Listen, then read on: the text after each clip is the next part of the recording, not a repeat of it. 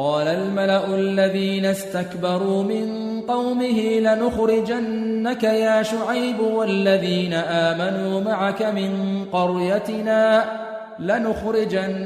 يا شعيب والذين آمنوا معك من قريتنا أو لتعودن في ملتنا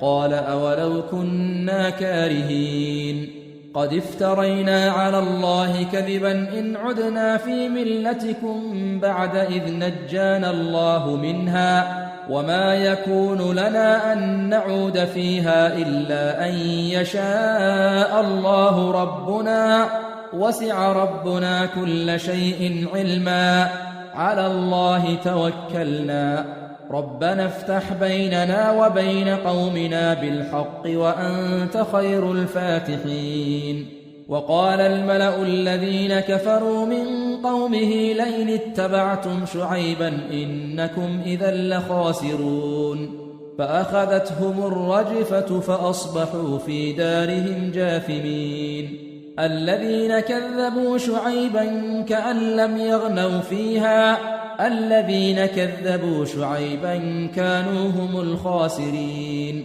فتولى عنهم وقال يا قوم لقد أبلغتكم رسالات ربي ونصحت لكم فكيف آسى على قوم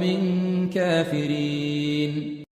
وما أرسلنا في قرية من نبي إلا أخذنا أهلها بالبأساء والضراء لعلهم يضرعون ثم بدلنا مكان السيئة الحسنة حتى عفوا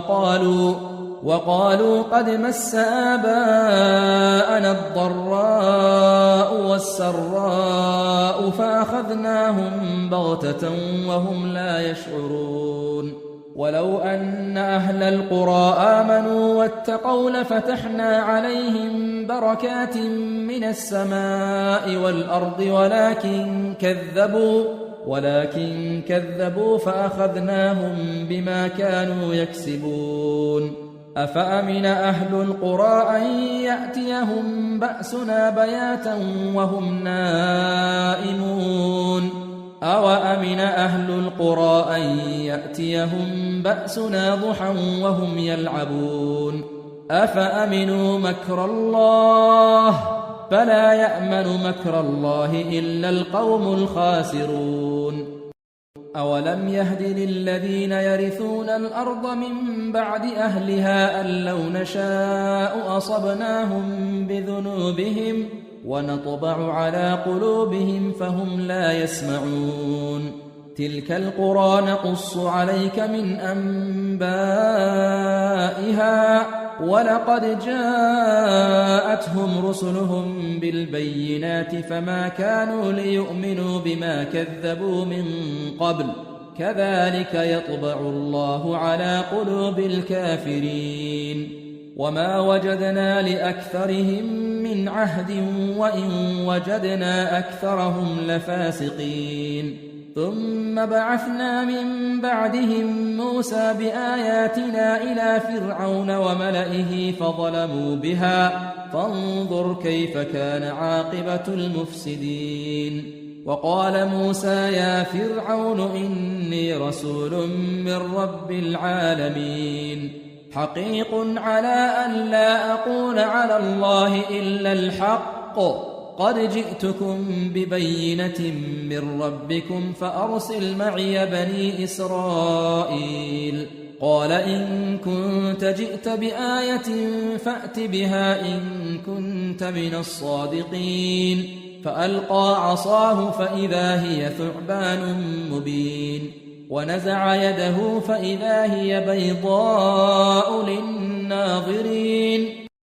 قال الملأ من قوم فرعون إن هذا لساحر عليم يريد أن يخرجكم من أرضكم فماذا تأمرون قالوا أرجه وأخاه وأرسل في المدائن حاشرين يأتوك بكل ساحر عليم وجاء السحرة فرعون قالوا إن لنا لأجرا إن كنا نحن الغالبين قال نعم وإنكم لمن المقربين قالوا يا موسى إما أن تلقي وإما أن نكون نحن الملقين قال ألقوا فلما ألقوا سحروا أعين الناس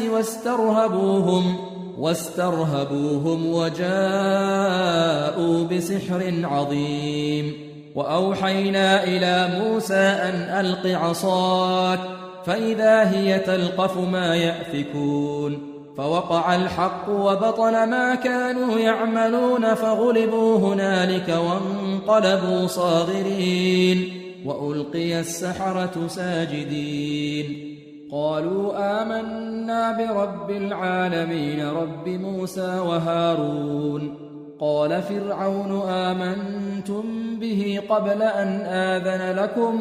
إن هذا لمكر مكرتموه في المدينة لتخرجوا منها أهلها فسوف تعلمون لأقطعن أيديكم وأرجلكم من خلاف ثم لأصلبنكم أجمعين قالوا إنا إلى ربنا منقلبون وما تنقم منا إلا أن آمنا بآيات ربنا لما جاءتنا ربنا أفرغ علينا صبرا وتوفنا مسلمين وقال الملأ من قوم فرعون أتذر موسى وقومه ليفسدوا في الأرض ويذرك وآلهتك قال سنقتل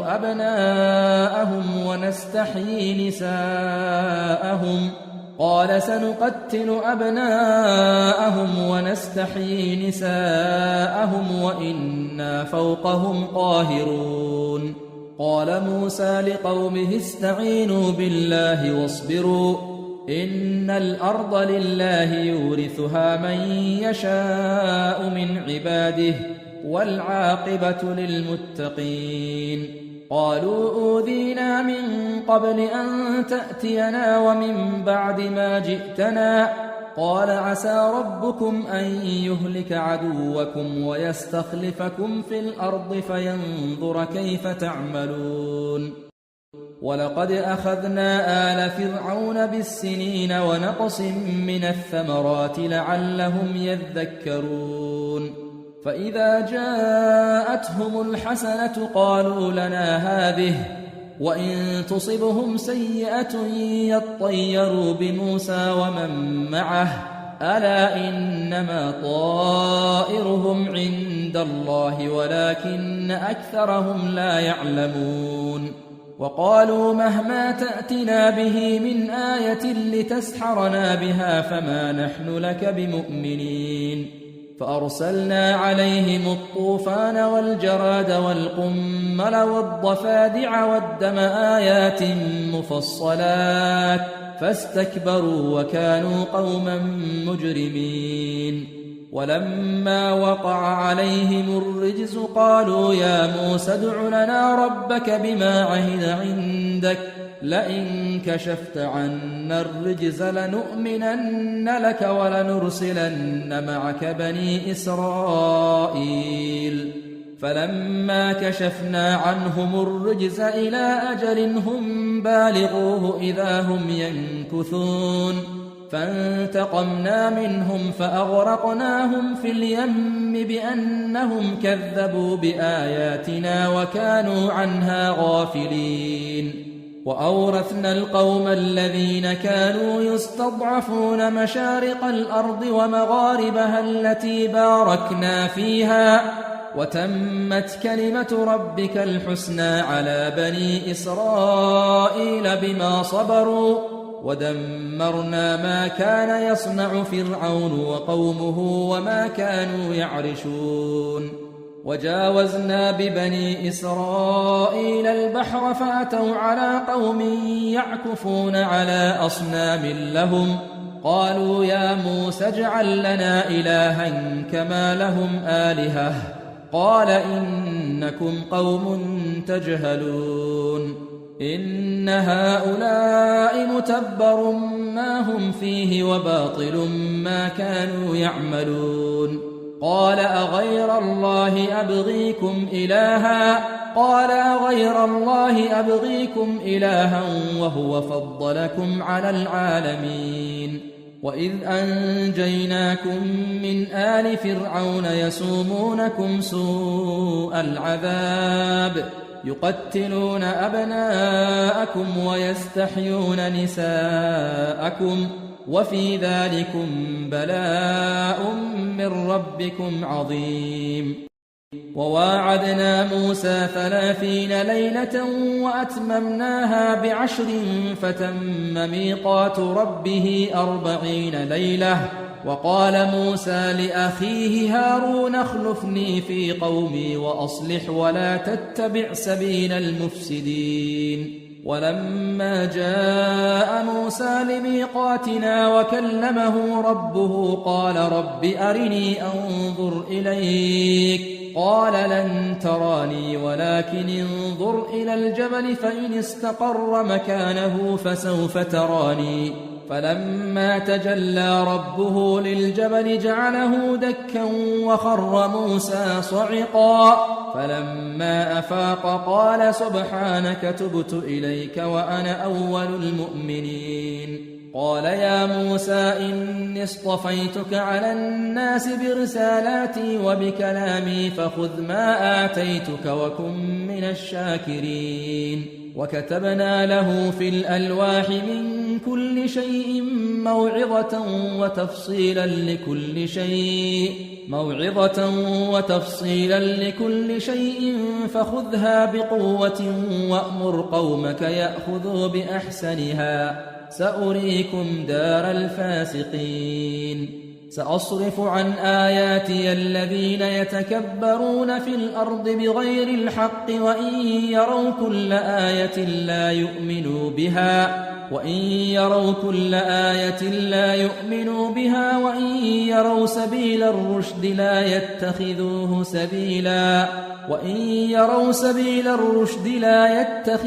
سبيلا وإن يروا سبيل الغي يتخذوه سبيلا ذلك بأنهم كذبوا بآياتنا وكانوا عنها غافلين والذين كذبوا بآياتنا ولقاء الآخرة حبطت أعمالهم هل يجزون إلا ما كانوا يعملون واتخذ قوم موسى من بعده من حليهم عجلا جسدا له خوار ألم يروا أنه لا يكلمهم ولا يهديهم سبيلا اتخذوه وكانوا ظالمين ولما سقط في أيديهم ورأوا أنهم قد ضلوا قالوا لئن لم يرحمنا ربنا ويغفر لنا لنكونن من الخاسرين ولما رجع موسى إلى قومه غضبان أسفا قال بئس ما خلفتموني من بعدي أعجلتم أمر ربكم وألقى الألواح وأخذ برأس أخيه يجره إليه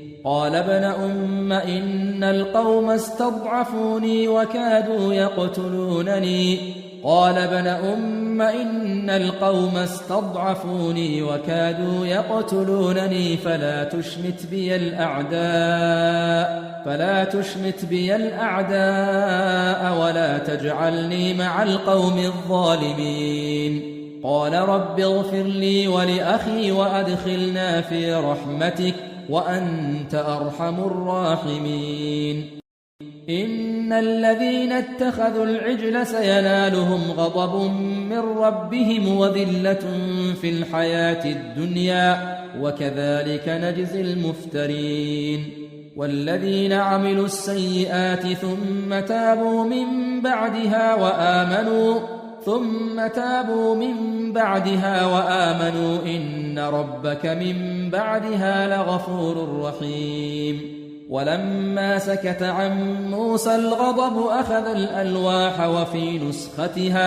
وفي نسختها هدى ورحمة للذين هم لربهم يرهبون واختار موسى قومه 70 رجلا لميقاتنا فلما أخذتهم الرجفة قال رب لو شئت أهلكتهم من قبل وإياي أتهلكنا بما فعل السفهاء منا إن هي إلا فتنتك تضل بها من تشاء وتهدي من تشاء أنت ولينا فاغفر لنا وارحمنا وأنت خير الغافرين واكتب لنا في هذه الدنيا حسنة وفي الآخرة إنا هدنا إليك قال عذابي أصيب به من أشاء ورحمتي وسعت كل شيء فسأكتبها للذين يتقون ويؤتون الزكاة والذين هم بآياتنا يؤمنون الذين يتبعون الرسول النبي الأمي الذي يجدونه مكتوبا عندهم في التوراة والإنجيل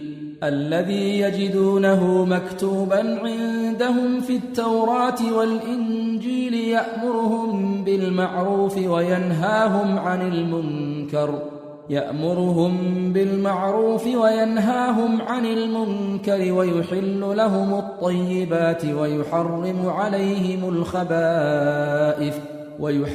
عليهم الخبائث ويضع عنهم إصرهم والأغلال التي كانت عليهم فالذين آمنوا به وعزروه ونصروه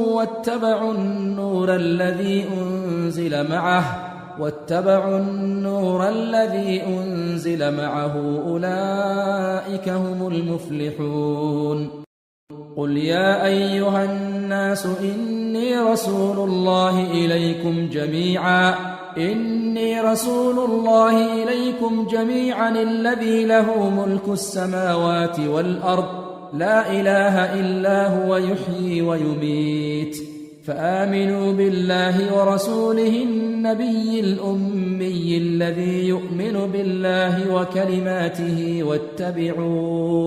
واتبعوه لعلكم تهتدون ومن قوم موسى أمة يهدون بالحق وبه يعدلون وقطعناهم 12 أسباطا أمما وأوحينا إلى موسى إذ استسقاه قومه أن اضرب بعصاك الحجر فانبجست منه 12 عينا قد علم كل أناس مشربهم وظللنا عليهم الغمام وأنزلنا عليهم المن والسلوى كلوا من طيبات ما رزقناكم وما ظلمونا ولكن كانوا أنفسهم يظلمون وإذ قيل لهم اسكنوا هذه القرية وكلوا منها حيث شئتم وقولوا حطة وادخلوا الباب سجدا نغفر لكم خطيئاتكم سنزيد المحسنين فبدل الذين ظلموا منهم قولا غير الذي قيل لهم فأرسلنا عليهم رجزا من السماء بما كانوا يظلمون واسألهم عن القرية التي كانت حاضرة البحر إذ يعدون في السبت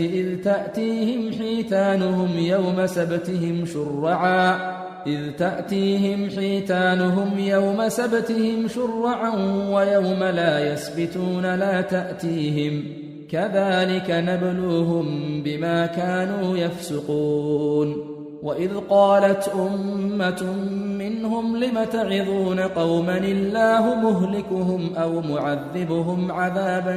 شديدا قالوا معذرة إلى ربكم ولعلهم يتقون فلما نسوا ما ذكروا به أنجينا الذين ينهون عن السوء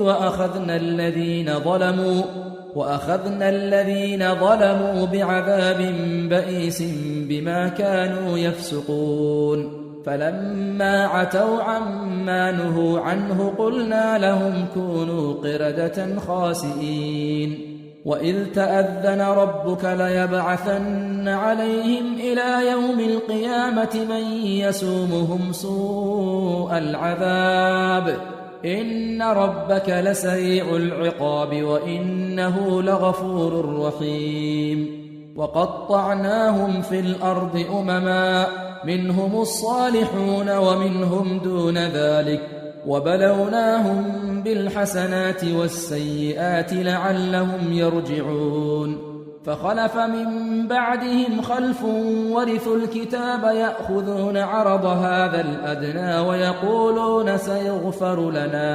ويقولون سيغفر لنا وإن يأتهم عرض مثله يأخذوه ألم يؤخذ عليهم ميثاق الكتاب ألا يقولوا على الله إلا الحق ودرسوا ما فيه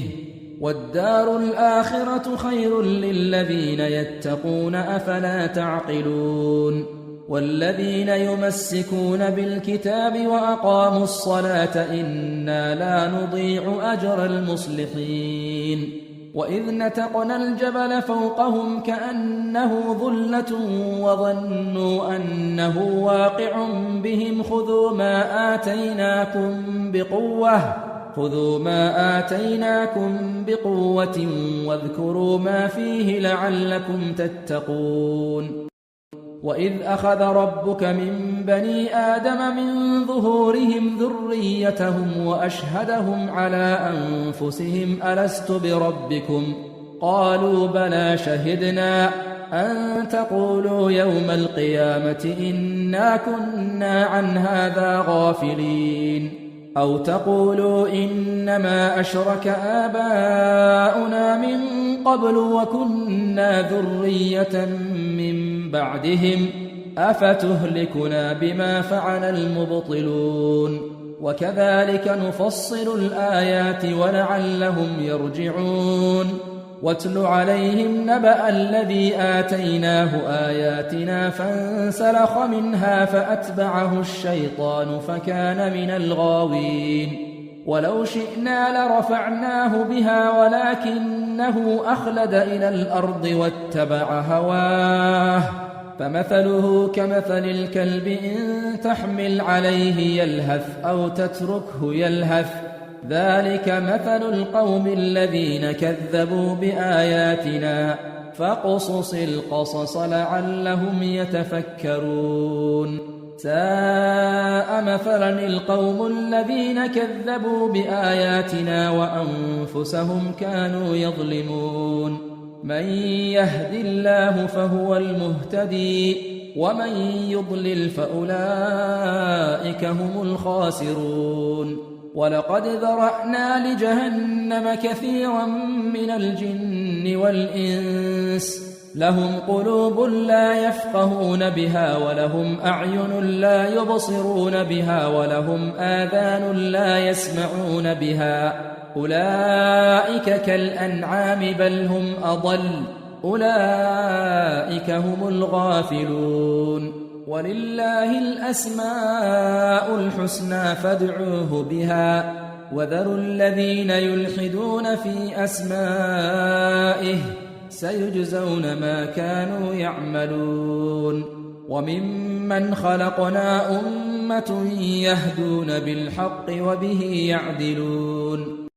والذين كذبوا بآياتنا سنستدرجهم من حيث لا يعلمون وأملي لهم إن كيدي متين أولم يتفكروا ما بصاحبهم من جنة إن هو إلا نذير مبين أولم ينظروا في ملكوت السماوات والأرض وما خلق الله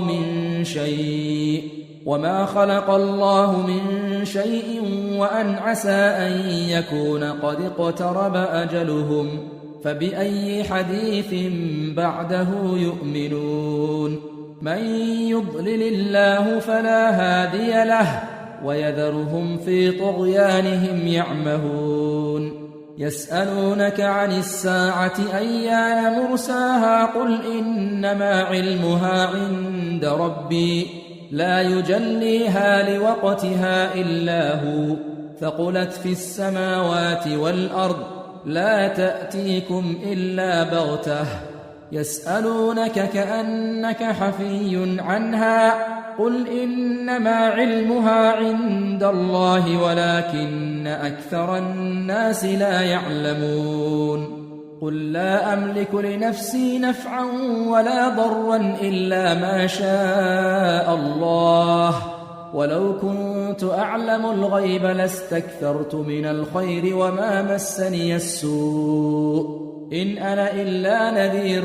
وبشير لقوم يؤمنون هو الذي خلقكم من نفس واحدة وجعل منها زوجها ليسكن إليها فلما تغشاها حملت حملا خفيفا فمرت به فلما أثقلت دعوا الله ربهما لئن آتيتنا صالحا لنكونن من الشاكرين فلما آتاهما صالحا جعلا له شركاء فيما آتاهما فتعالى الله عما يشركون أيشركون ما لا يخلق شيئا وهم يخلقون ولا يستطيعون لهم نصرا ولا أنفسهم ينصرون وإن تدعوهم إلى الهدى لا يتبعوكم سواء عليكم أدعوتموهم أم أنتم صامتون إن الذين تدعون من دون الله عباد أمثالكم فادعوهم فليستجيبوا لكم إن كنتم صادقين ألهم أرجل يمشون بها أم لهم أيدي يبطشون بها أم لهم أعين يبصرون بها أم لهم آذان يسمعون بها قل ادعوا شركاءكم ثم كيدون فلا تنظرون إن وليي الله الذي نزل الكتاب وهو يتولى الصالحين والذين تدعون من دونه لا يستطيعون نصركم ولا أنفسهم ينصرون وإن تدعوهم إلى الهدى لا يسمعوا وتراهم ينظرون إليك وهم لا يبصرون خذ العفو وأمر بالعرف وأعرض عن الجاهلين وإما ينزغنك من الشيطان نزغ فاستعذ بالله إنه سميع عليم إن الذين اتقوا إذا مسهم طائف من الشيطان تذكروا فإذا هم مبصرون وإخوانهم يمدونهم في الغي ثم لا يقصرون وإذا لم تأتهم بآية قالوا لولا اجتبيتها قل إنما أتبع ما يوحى إلي من ربي هذا بصائر من ربكم وهدى ورحمة لقوم يؤمنون وإذا قرئ القرآن فاستمعوا له وأنصتوا لعلكم ترحمون واذكر ربك في نفسك تضرعا وخيفة ودون الجهر من القول بالغدو والآصال ولا تكن من الغافلين إن الذين عند ربك لا يستكبرون عن عبادته ويسبحونه وله يسجدون بسم الله الرحمن الرحيم يسألونك عن الأنفال قل الأنفال لله والرسول فاتقوا الله وأصلحوا ذات بينكم وأطيعوا الله ورسوله إن كنتم مؤمنين إنما المؤمنون الذين إذا ذكر الله وجلت قلوبهم إذا ذكر الله وجلت قلوبهم وإذا تليت عليهم آياته زادتهم إيمانا وعلى ربهم يتوكلون الذين يقيمون الصلاة ومما رزقناهم ينفقون أولئك هم المؤمنون حقا لهم درجات عند ربهم ومغفرة ورزق كريم كما أخرجك ربك من بيتك بالحق وإن فريقا من المؤمنين لكارهون يجادلونك في الحق بعدما تبين كأنما يساقون إلى الموت وهم ينظرون وإذ يعدكم الله إحدى الطائفتين أنها لكم وتودون أن غير ذات الشوكة تكون لكم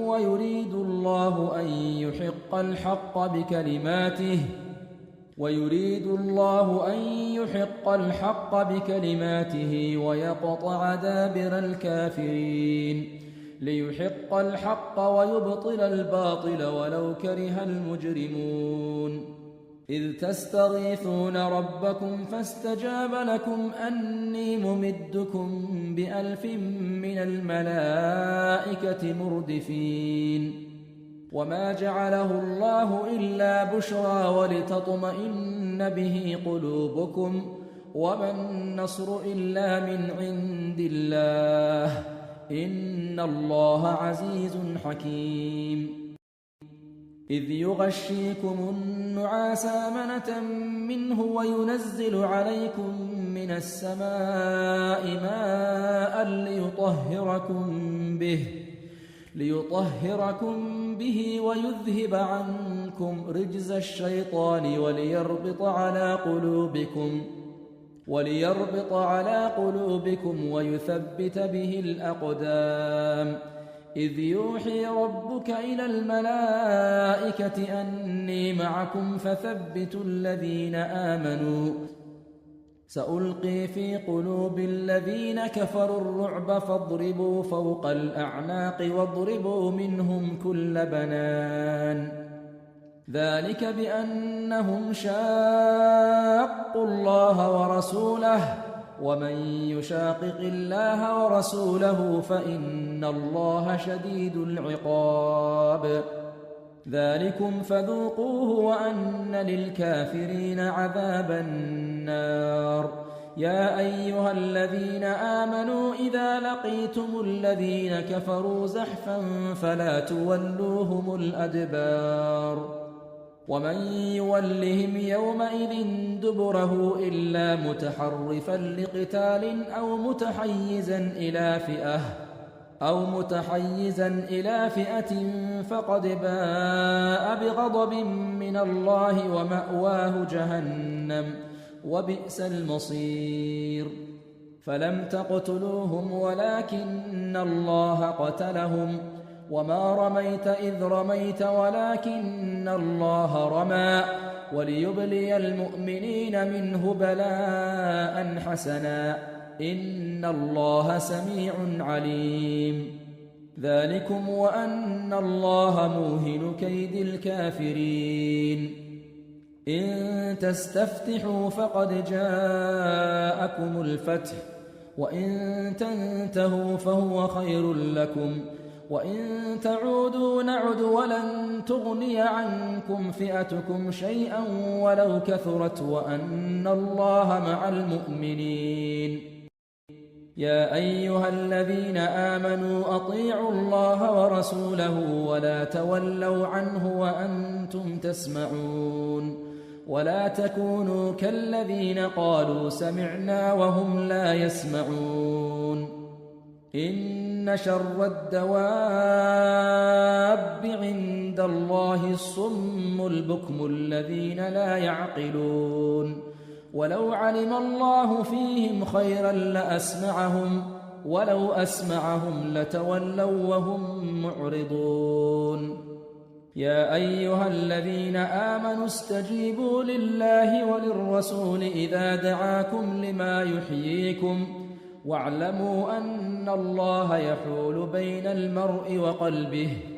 واعلموا أن الله يحول بين المرء وقلبه وأنه إليه تحشرون واتقوا فتنة لا تصيبن الذين ظلموا منكم خاصة واعلموا أن الله شديد العقاب واذكروا إذ أنتم قليل مستضعفون في الأرض تخافون أن يتخطفكم الناس فآواكم وأيدكم بنصره ورزقكم من الطيبات لعلكم تشكرون يا أيها الذين آمنوا لا تخونوا الله والرسول وتخونوا أماناتكم وأنتم تعلمون واعلموا أنما أموالكم وأولادكم فتنة وأن الله عنده أجر عظيم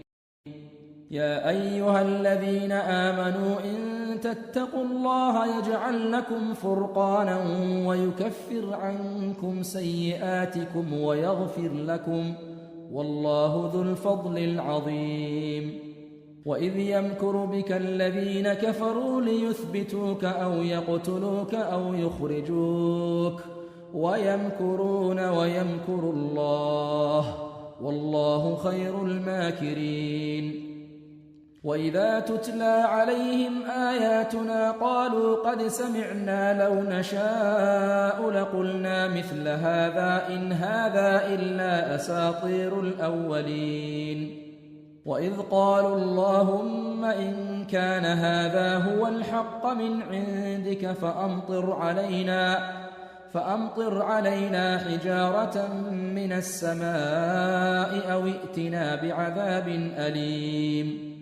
وما كان الله ليعذبهم وأنت فيهم وما كان الله معذبهم وهم يستغفرون وما لهم ألا يعذبهم الله وهم يصدون عن المسجد الحرام وما كانوا أولياءه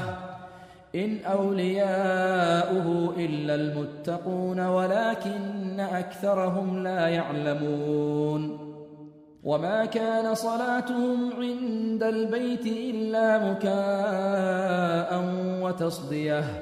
فذوقوا العذاب بما كنتم تكفرون إن الذين كفروا ينفقون أموالهم ليصدوا عن سبيل الله فسينفقونها ثم تكون عليهم حسرة ثم يغلبون والذين كفروا إلى جهنم يحشرون ليميز الله الخبيث من الطيب ويجعل الخبيث بعضه على بعض فيركمه جميعا فيجعله في جهنم أولئك هم الخاسرون قل للذين كفروا إن ينتهوا يغفر لهم ما قد سلف وإن يعودوا فقد مضت سنة الأولين وقاتلوهم حتى لا تكون فتنة ويكون الدين كله لله فإن انتهوا فإن الله بما يعملون بصير وإن تولوا فاعلموا أن الله مولاكم نعم المولى ونعم النصير